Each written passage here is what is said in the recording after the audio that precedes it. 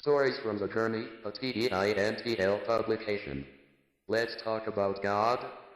When my hand grabs a pen, it all begins. Trying to seize the moment before it ends. Walk through caverns deep within my mind. I reach the spiral staircase and begin to climb. At the top, prophecies, immortal destiny, answers, the secrets of life's mysteries. I'm drawing roadmaps with every word I write. Descriptions of levels existing through the light. Here's a little fact that we need to understand. Moses was no more than a simple man. The Bible was written by people like you and me. Aren't you glad they didn't ignore their destiny?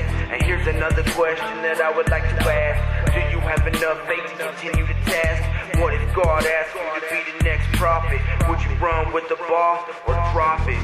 We know it's written that time will rewind and begin instructions for mankind. God will search for the new recruits, for the demons playing hot pepper flutes. So here's the last thing that I want to ask you.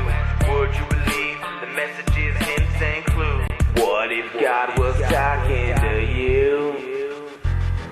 What if God was talking in your head? Would you write off every word he said? What if God was talking in your head? Would you write down every word he said? Would you write it off or would you write it down? Would you write it off or would you write it down? What if God was talking in your head? Would you write it off or write down every word he said? Someone once asked a friend of mine if she had an answer that would define where it is that Jesus came from, and how do we know that he is God's son? She asked me if I could help her out and erase all of this child's doubt. Is there a way to show some proof and shed some light upon the truth? I gave this question a lot of thought, pondering all we've been taught, and all of a sudden it came to me.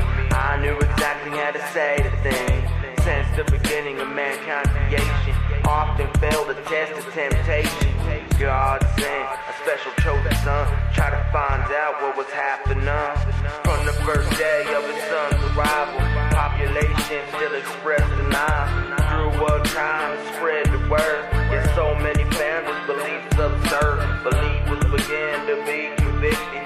Soon all his followers were evicted, and because we feared all of his conception, they found him guilty of deception. He was beaten and nailed on the cross, but his messages did not get lost. Some still believe in them today. His wisdom never went away.